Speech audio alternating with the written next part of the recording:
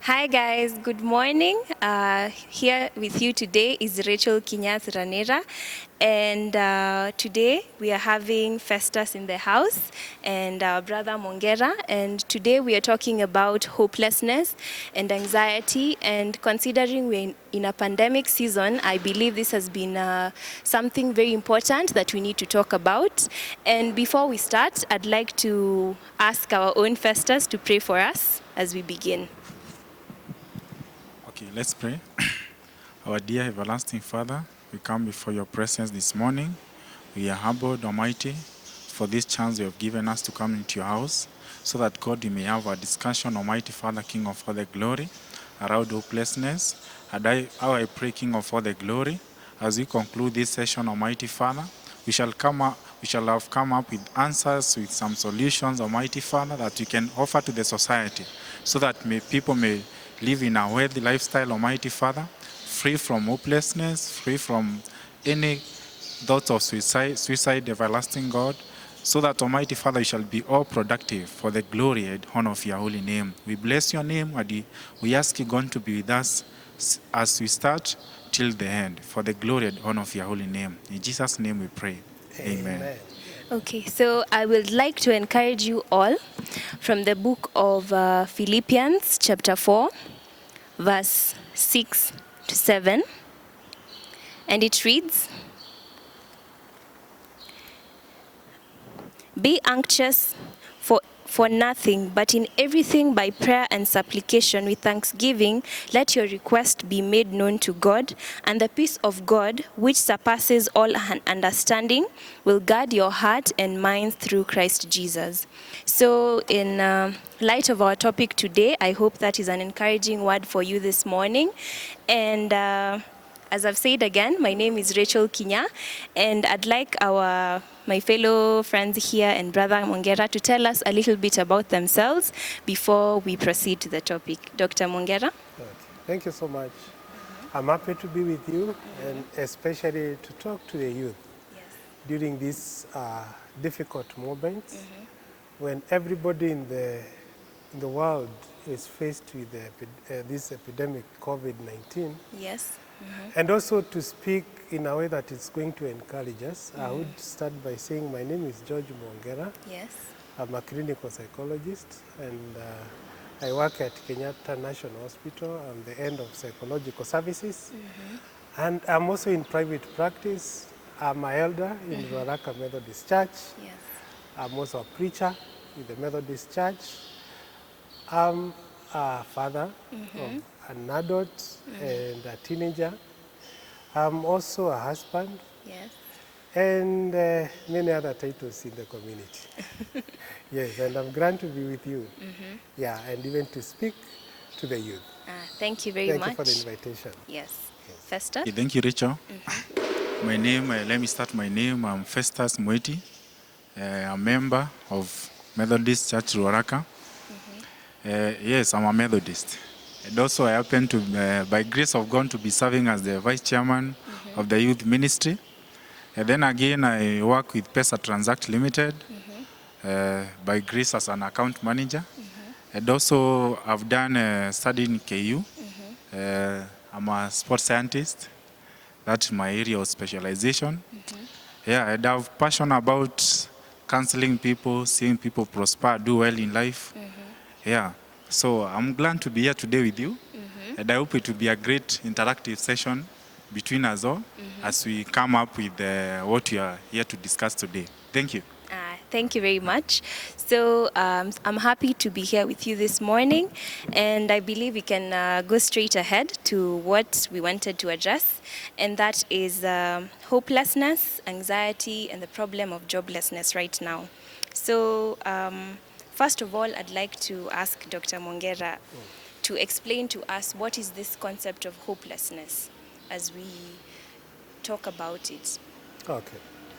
Yeah, this is a commonly used word, and mostly it comes when people are going through emotional turmoil, or things seem not to work. So what we can say is basically hopelessness is an emotion, but this time is a very strong emotion, that is characterized by lack of hope. Someone is not optimistic in life, and they have no passion to move on. True. And this person feels hopeless and may often have no expectation of the future improvement or success. Yes. So when they look at their future, they don't see any hope. They don't see any success. So, and it's also, it leads the individual to lose interest in important objects, activities, or events. Okay. So you don't have that hope. You lose interest. Yes. Things that you used to enjoy, you no longer enjoy them. So you are losing interest. And also it is also, you have no aspiration in life. Yes. You don't have inspiration of life. And this one can be caused by several aspects. One, this aspect of feeling of hope, powerlessness, Yes. helplessness, and abandonment. You feel like you've been abandoned. Sure. And also feeling like you are this captivity, you are captive of circumstances, of situations or event, or even persons. Yes. And then there's also a sense of oppression. You feel like you're oppressed. And the other aspect is feeling that you're isolated. Okay. You could feel like you're isolated from the community, you are isolated from maybe even your peers, you are isolated from your family members. So when that sense comes, Yes. then the issue of hopelessness comes about. Ah. Yes. So, considering now that we are in a pandemic season, do you believe that the cases of hopelessness might have increased or triggered at this time? Definitely, yes. The levels of hopelessness have gone up. And some of the things that has caused this is from economic perspective. Yes. Because of joblessness, people are losing their jobs. You have seen and heard people closing businesses, companies are scaling down their employees. People are doing many things so that they are able to maybe minimize the expenditure. And that is causing many people to lose jobs. True. Probably even the income, we have had even companies, multinational companies now cutting the income of their staff. So yes, then people become oppressed. Probably the lifestyle you are used to live, Yes. or maybe bills that you're supposed to pay and you no longer are not able to do that. Yeah. I can also imagine like the young people, they are affected because they have lost jobs. Probably they are starting their small businesses and it's not moving on. There is hopelessness. That's part of finances.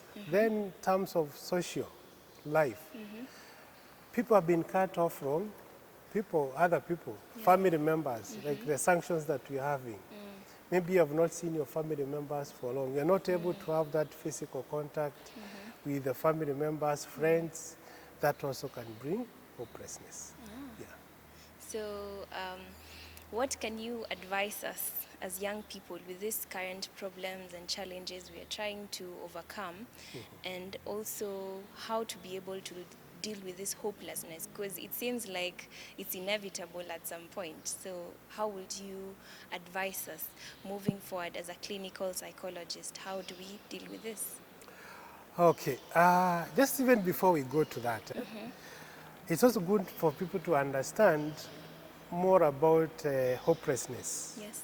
Hopelessness can be also part of a mental disorder.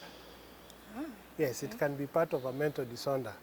It can be one of the symptoms of mental disorder, and mostly hopelessness is what we call cardinal symptom of depression. So when someone has depression, one of the cardinal symptoms of the main symptoms is hopelessness. The other one is when someone has anxiety disorder. Okay. They also have hopelessness.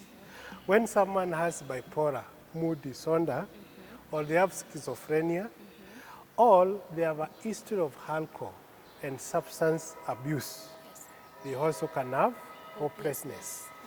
When also one has a history of emotional, physical, and abuse, they can also have that hopelessness. Okay. When someone has a traumatic brain injury, they can also have hopelessness, or what we call post-traumatic stress disorder, PTSD.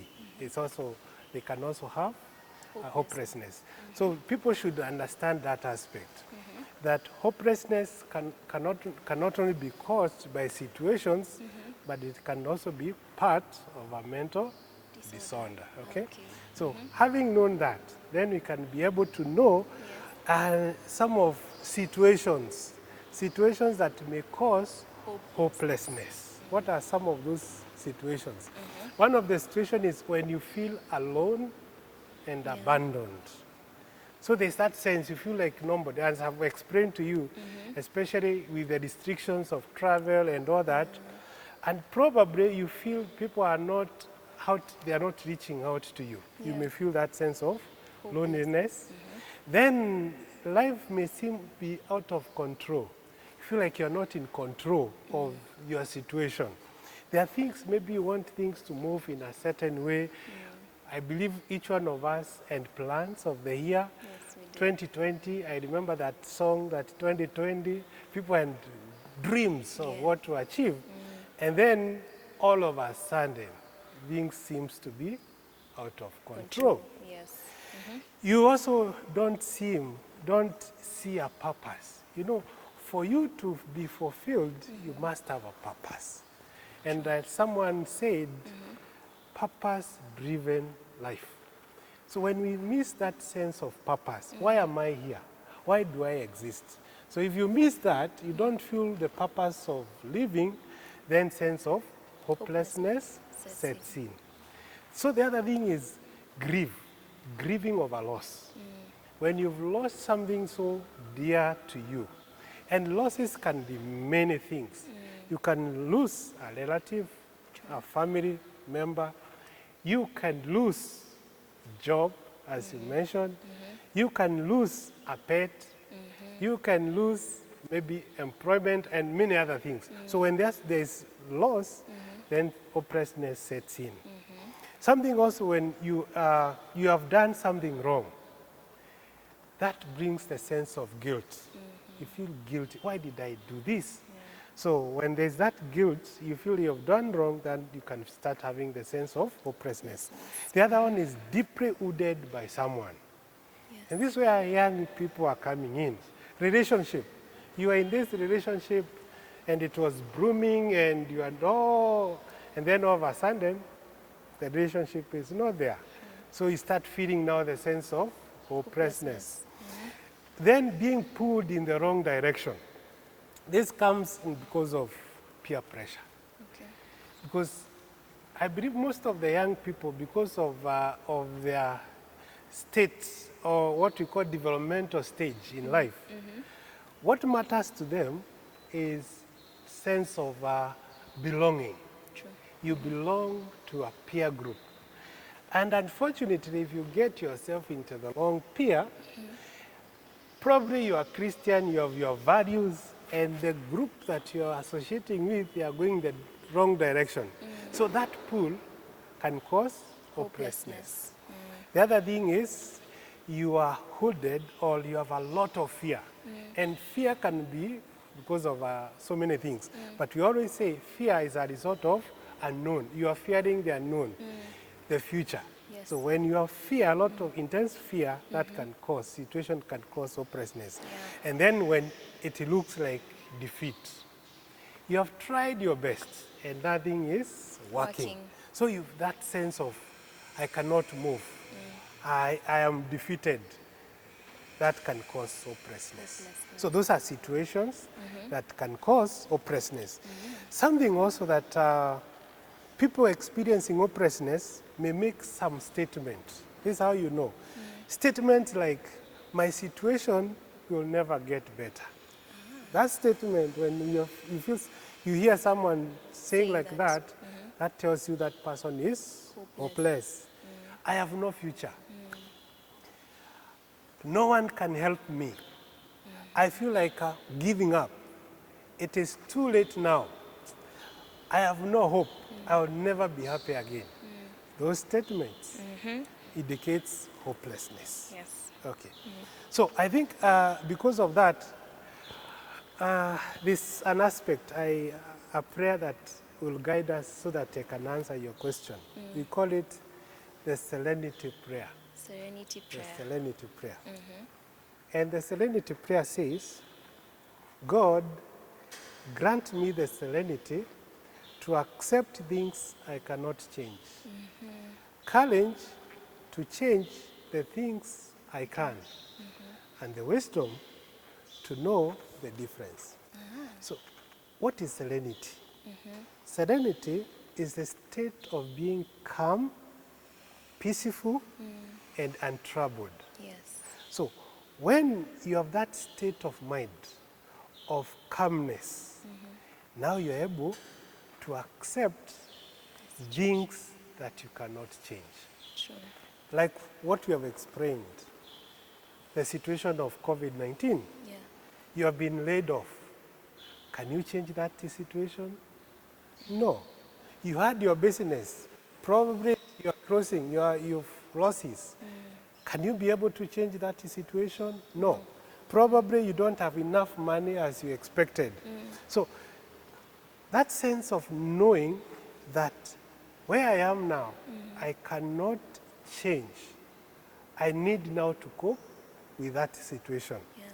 That brings a sense of now calmness, as you have said like that. Then the courage to change. There are things in life you can change. And what are some of these things that you're in control of? Attitudes. Your attitude and outlook towards life, you can change. Yes. You can change your own thoughts. Sure. Thoughts are in your mind. But I always want to tell people this way. You cannot stop thoughts from crossing or flying across your mind. But you can stop them from making a nest in your mind. So negative thoughts will somehow pass, fly over your mind. But what you can do is say, I'm not thinking that way. Yes. We call it in psychology, thought stopping. There's a trail of thoughts and say, I'm not continuing this. Yes. You have control over that. You have control of your own emotions. Sometimes we blame people of the way we feel. But it's good to note that you have control over your feelings. So now, for young people, having this serenity prayer can help them a lot. What are things that you can never change? Can you change your family? No. Can you change your background? No. But you can improve your future, your present. So knowing that serenity prayer can help a lot. Okay. Yes. Courage and wisdom. Yes. And honestly speaking, as a young person, you'd find yourself in such situations whereby you feel hopeless. But now that I've had that prayer, I believe it can be a part of our daily lives. Exactly. And it can be a source of encouragement day in, day out. Yes. And I really appreciate you sharing that. Yes. So now I was asking, what do you think we can do? The initiative we can take to be able to face these things on a day-to-day basis. There is the prayer, yes, but other than prayer, what can we do? Okay. So, Dr. Mwongera, I wanted to know now in our actual day-to-day activities, how do we deal with this aside from the prayer Yes. that you've told us right now? And also, how do we help others? It might not be necessarily me, but how do you encourage people who are dealing with hopelessness, and not just words, but what can I do as a young person to help another person in such a situation? All right. A very good concern and question. And one of the things I advocate, open up. Open up, because what happens is that when someone is in such a situation, they tend to think it is only them. They get into what I call emotional cocoon. You close yourself in this dark cocoon and start imagining what I'm going through. No one else has ever experienced it. So you are haunted by your thoughts, you're haunted by your perceptions. But once you get out of your cocoon and share your story, you realize, by the way, I'm not the only one. There are so many people who are going through the same. And again, when you open yourself, people now, it's like you're inviting people to come into your space and help you solve and share their experiences. So opening up is one and very key. Share. But of course, you don't share to everybody.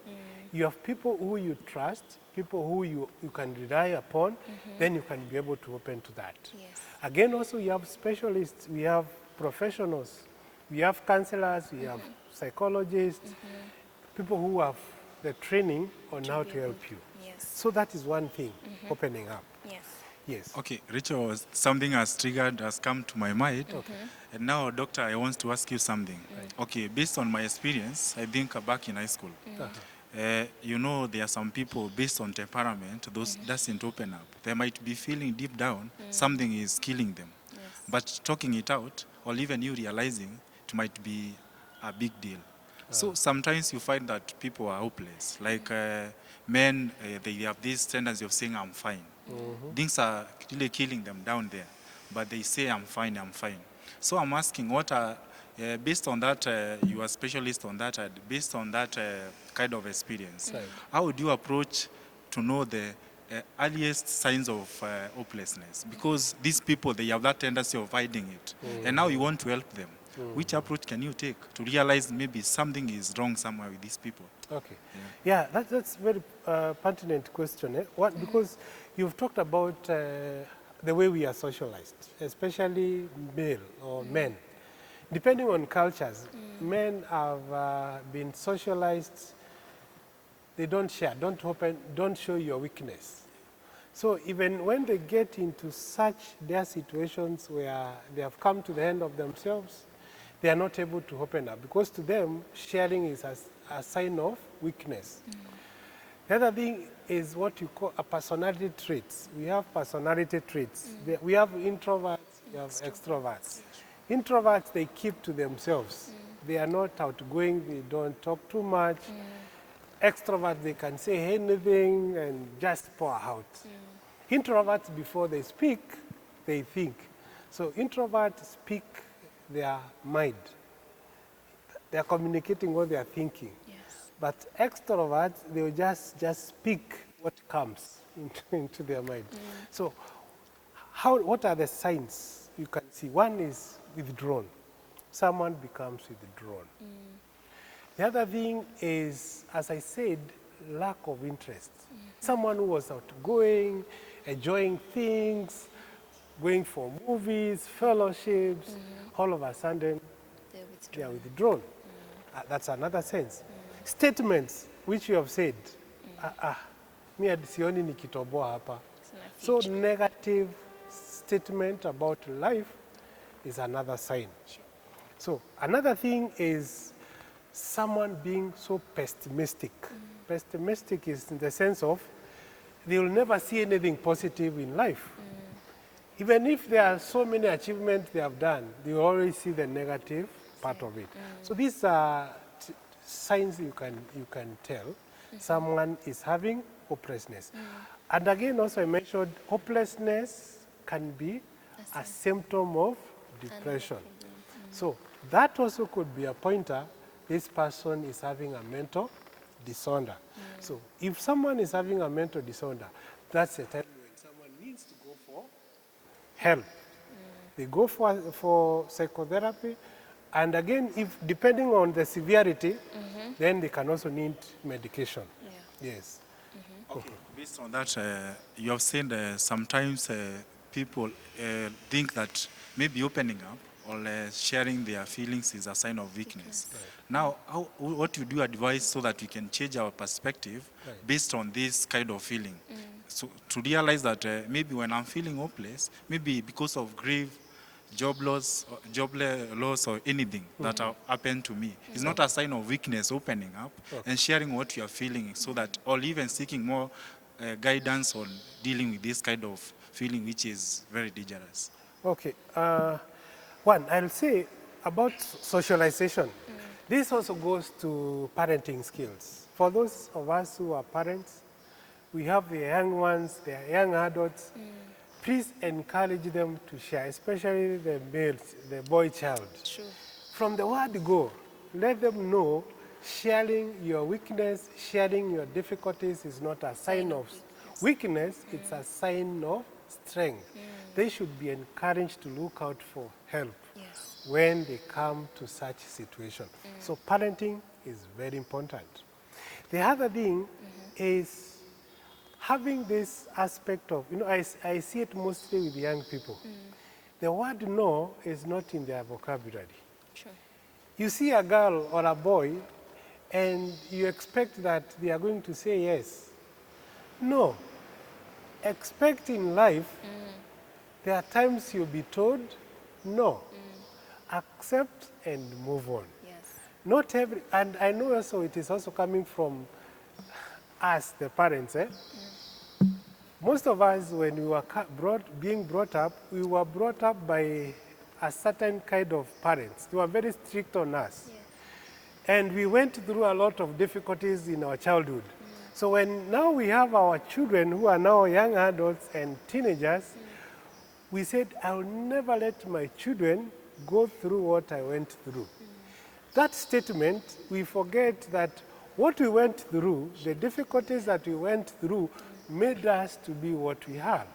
Then why are we not letting our own children now to go through some of those challenges in life so that now they become hardened? We are shielding them. So when they go out there in the world is so much, I would say, yes, it has no mercy. The world there's nobody to pamper you with that kind of life. And now when you start coming into on your direction, you get hopeless. So I think also it is for us to accept times in life. There are times when doors will slam on your face. Yes. Accept that and move on. Another thing I came to realize is that as young people, or generally as people, we don't get time to sit down, have me time, and actually have that serenity. And okay, most people meditate, but I don't think that is a culture we've been taught, to sit down with your thoughts, embrace the negative and the positive, and accept things that are not going the way we want them to go, and then face the challenge. As young people, we have learned to run away from Escape route, the yes. challenge. So how will you encourage us to learn to face the challenge? Because at times, even us, we don't know how to do it. Unapata maybe your grades zimekuwa na shida, unasema acha ikae, like you ignore it. Or maybe the broken hearted, you give up on women. You hear a fellow young unasema, I will never date again. Yeah. So to them, that is the solution. They're not actually facing the challenge. And I think that has been a major contributor to us feeling hopeless at the end of the day. So what I'm asking is, how do you, as a psychologist, encourage us to deal with this on a mental level? Okay. That's a very good question you've asked. Yes. I would say the don'ts when life brings lemon to you. As someone said, when life brings lemon to you, don't throw it away. Make a lemonade. It is equally sweet and nutritious. So what am I saying? We have this kind of thinking that every time we are faced with a problem, we are faced with a no, the next thing is trying to find an escape route. Yes. And for young people, one of the escape routes is alcohol, drugs, and substance use. That's an escape route. They don't want to face the problem as it is. But the moment you get into alcohol and drugs, then you get yourself into another problem. Of course, now it becomes another mental disorder of addiction. Yes. You get addicted to the drugs.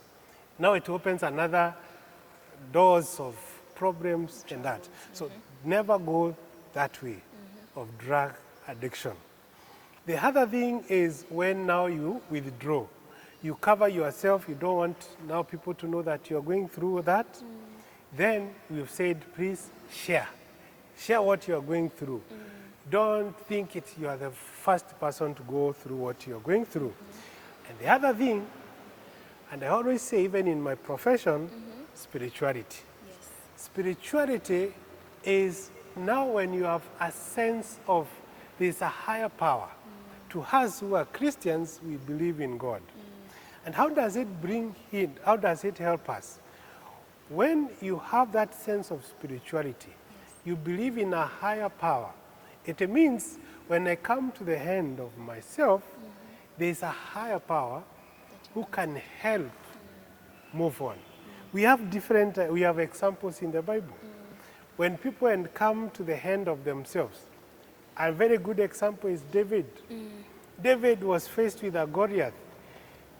Everybody around him was fearing, including the king. He had no idea. They were so pessimistic and so threatened by Goliath. But David said something. When I was tending my father's sheep, I prayed to God. He helped me slay the lions and the wolves. Who are you, Goliath? That's a sense of spiritual aspect. Yes. So when we have that sense of spirituality, it gives us hope. Because we know when we come to the end of our own resources, we have a higher power. Yes. And research has shown that people who have no sense of spirituality have tendency of becoming more depressed by people, more than those people who have spiritual aspect. It helps them overcome life. So that I would say spirituality is also very key. Yes. Yes. And also reading books. I encourage young people to read books. Read books, inspirational books. It will give you ideas. It will give you thoughts on how to move on. Yes. So read, especially this time when everybody is at home. You have the internet. Go to the internet. Don't go for those scripts and movies. Get books, materials that you can read, that will encourage you to move on in life. Yes. Okay, wow. Thank you for that part of being well spiritually. I think it has touched so strongly, even to our viewers, that when you have a spiritual backup, you have that high chance of dealing with this kind of hopelessness. Yes. And you're able even to continue. So based on that, Kenya, now I want us to touch on the health part of it. So Daktari, we know that, we all know that according to what you have introduced earlier on about hopelessness, I think it kind of also a health hazard. So I'm asking, is it more of a psychological problem or a mental problem? Because I realize that this hopelessness can also trigger suicidal thought, can trigger stress. Stress, you know, is one of the things that is causing most of the lifestyle diseases nowadays, that are killer diseases. Like, there are so many things that can be triggered in the body when you are stressed. Then you find yourself that you are not in a healthy situation anymore. So I'm asking, is it more of a mental or a psychological problem? Okay, it can also be, I said it is part of, hopelessness can be part of a mental or an underlying mental condition. And I mentioned them, something to do with depression, anxiety, bipolar mood disorder, and PTSD. It can be part of that. So in that aspect, we go for treatment. People with depression, especially in severe cases, they need treatment. People with alcohol and drug abuse problem, which we call substance use disorders, those people would maybe need to go for rehabilitation. So they are, from that aspect of a mental illness perspective, they need help from professionals. Then there's this aspect of thoughts and attitude. There's no medicine that can treat you for that. Nothing can treat your own thoughts. It is you identifying the train, we call them the train of thoughts you have.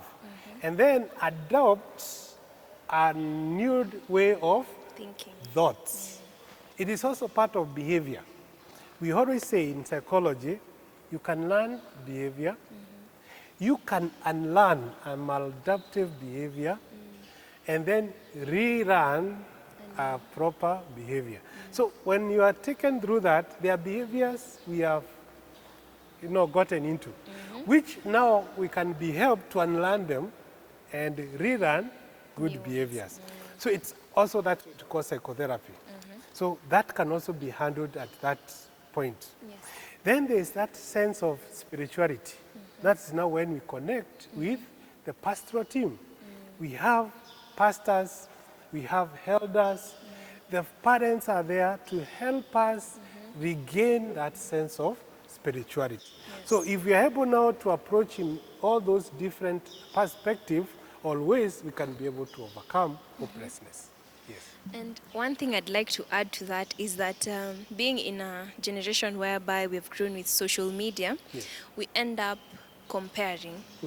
And even when you look at Instagram, the people who are displayed there, how you dress, it's perfection. And I believe having that in our generation has really led to people feeling like they're hopeless, because you look at your age mates, you go like, hiya, this person has done so and so, what am I doing? Kwani, am I not doing anything?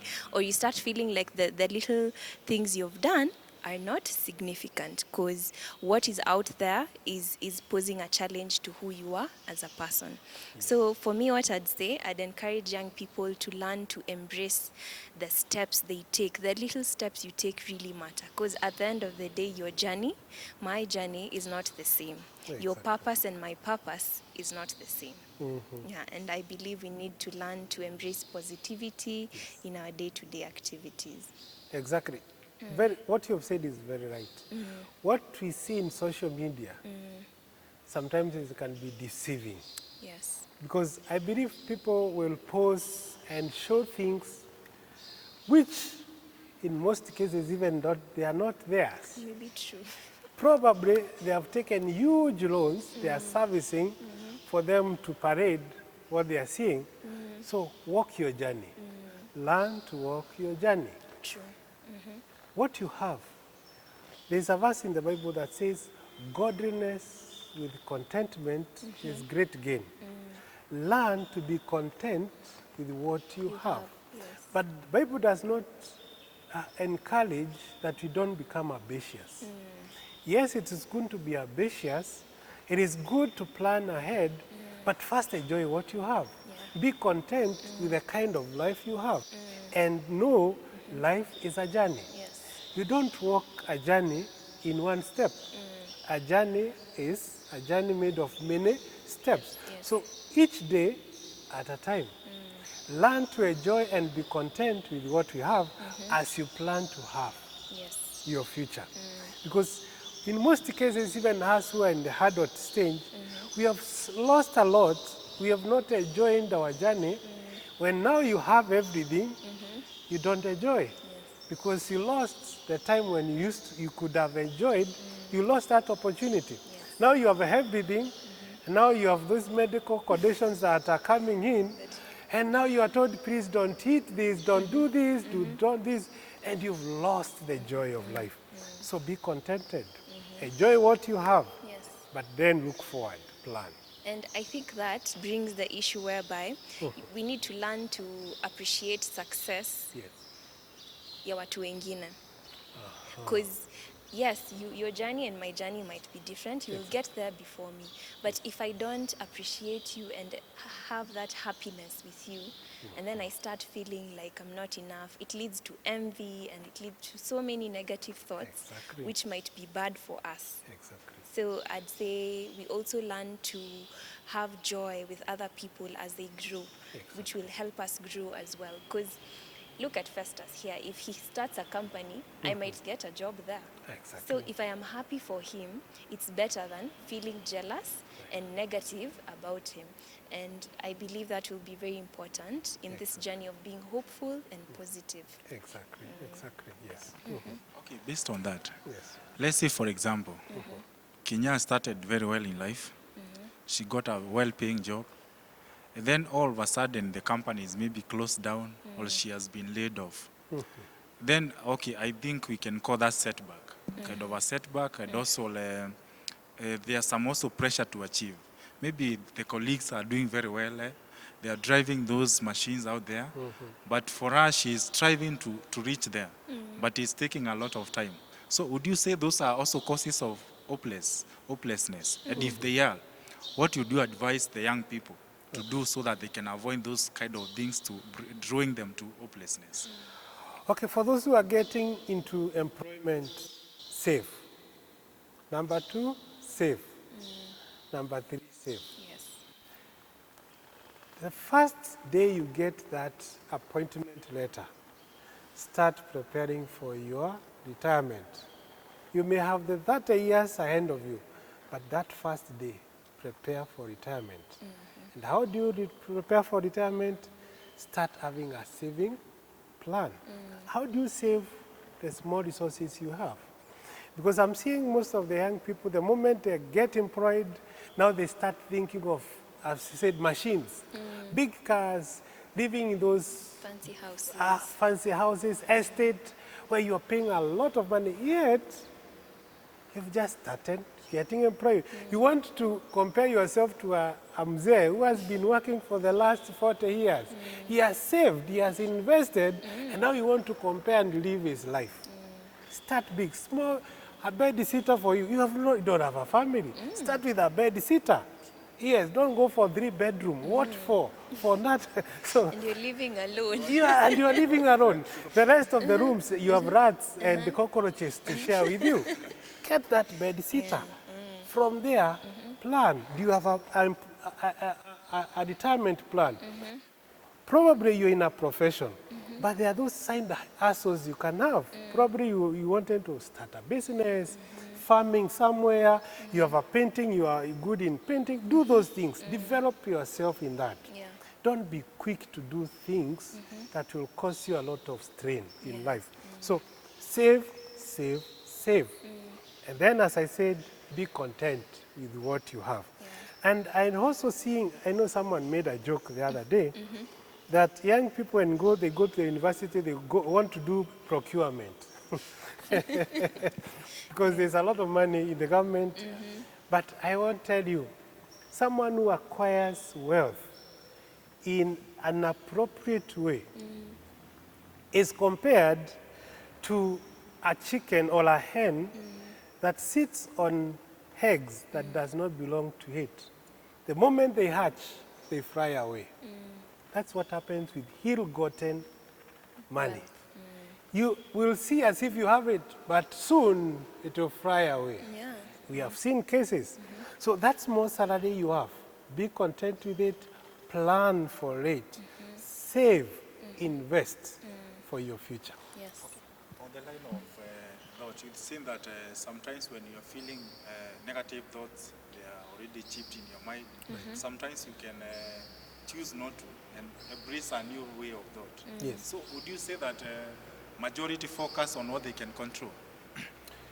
Yes, okay. I believe people don't have, they've never, like I always give an example. You're walking on the way and you meet someone, okay, I will not, okay, because of lack of a good word, a mad person.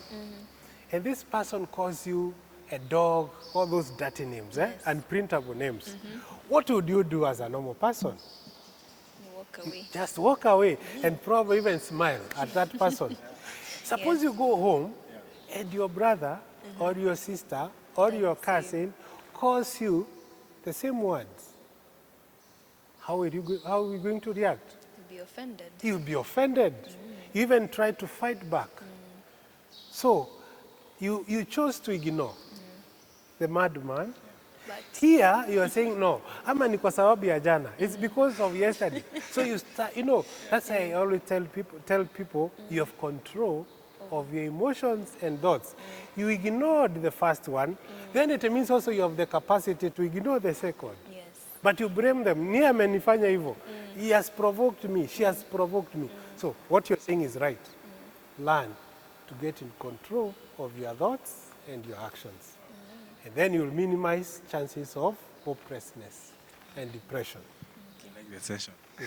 Thank you very much. Yes. I believe we've been able to address most of the challenges that lead us to being hopeless. But I'd like to also pose another question whereby, Yes.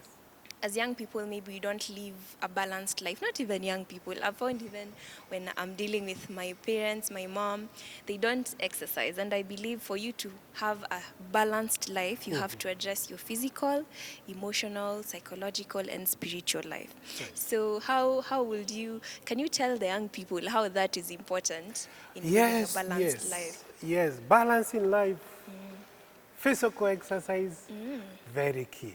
And I'm glad when I'm in the morning when I go to work, I'm seeing so many young people on the way doing Running. exercise during this time. Please don't stay at home.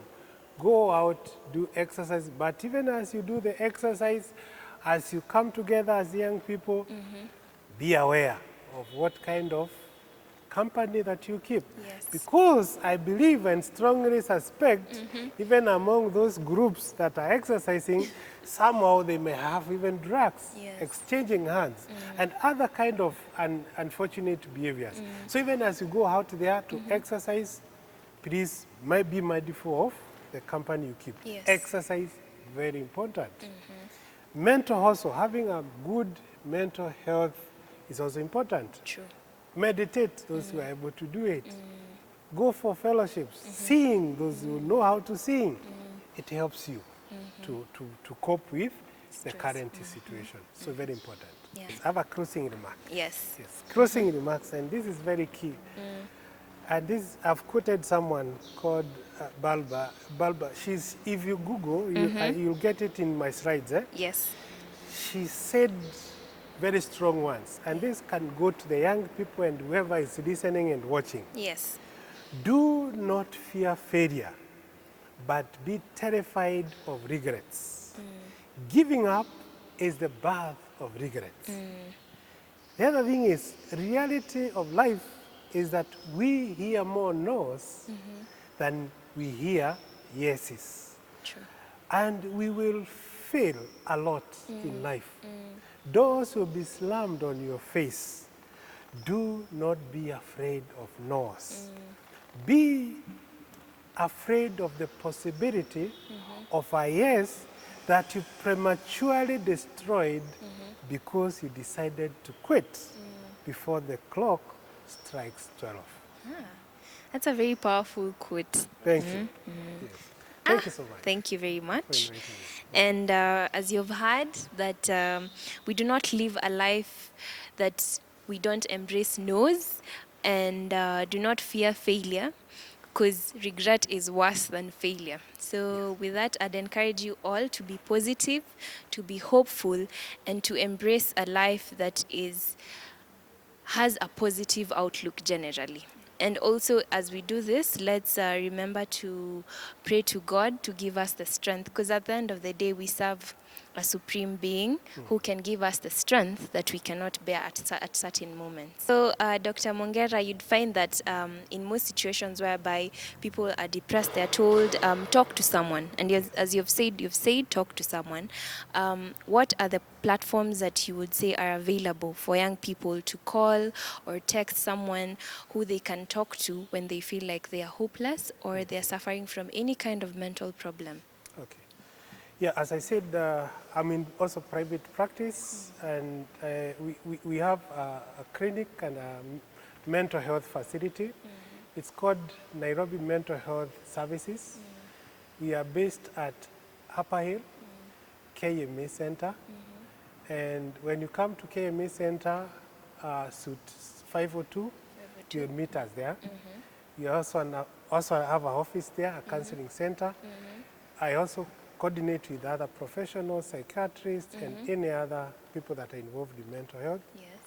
For those in public who wish also to get public services, we also have a mental health department at Kenyatta National Hospital. Yes. So when you come to KNH, ask for mental health department, and you will be given the opportunity to be served for a need of mental health services.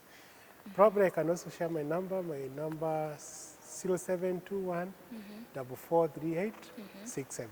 You can call me SMS or WhatsApp, that we can be able to interact. Okay, thank you. Thank you very much. And I guess with that, we'll conclude our session. Thank you for being with us, and we look forward to this being helpful in your life.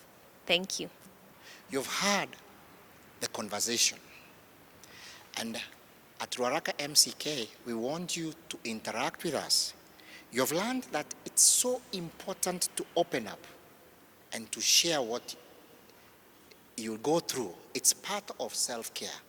That you need to be able to share and open up and look for a safe place to open up. Do you know that when you are heard by somebody else what you're going through, you are half healed? Even before the solution is found, that you are half healed. So that is part of self-care. So at Ruaraka MCK, we'll be having these conversations from this Sunday onwards. Even on weekdays, we'll have our Zoom meetings, we'll have our WhatsApp interaction. And we can go into self-care, loving self, and avoiding to be prodigal. That is going away on your own where there is no help, or being selfish without sharing, that we care. And not only that, but you have learned, we can learn. And we can unlearn some things so that we can continue growing in our in our spirit. We can continue growing physically. We can continue growing in our knowledge and in our intellect and in our cognitive. We can grow emotionally and socially and continue increasing in those dimensions. And that, therefore, there are some things we need to unlearn. There are some things we need to learn, and there are some things we need to relearn. And it's a continuous thing. And through this talking so that somebody else can listen to you. You talk so that somebody else can listen to you. And you listen so that you can also understand. So let's have these conversations. May the Lord bless you, the Lord keep you, and make his face to shine upon you, and may his goodness be with you in all things we do. We'll have Dr. Mwongera again, maybe through a panel of other experts alongside him to answer our questions. So we will have in the course of the week maybe a Zoom meeting. We'll also have in the course of the week, we'll interact with him with other experts through WhatsApp and any other forums, and he will be available alongside even our leadership to answer our question. Remember, we are here to learn, to relearn, and to unlearn anything. And remember that we are here to self-care, that we open up and talk and have self-care. Thank you and bless you.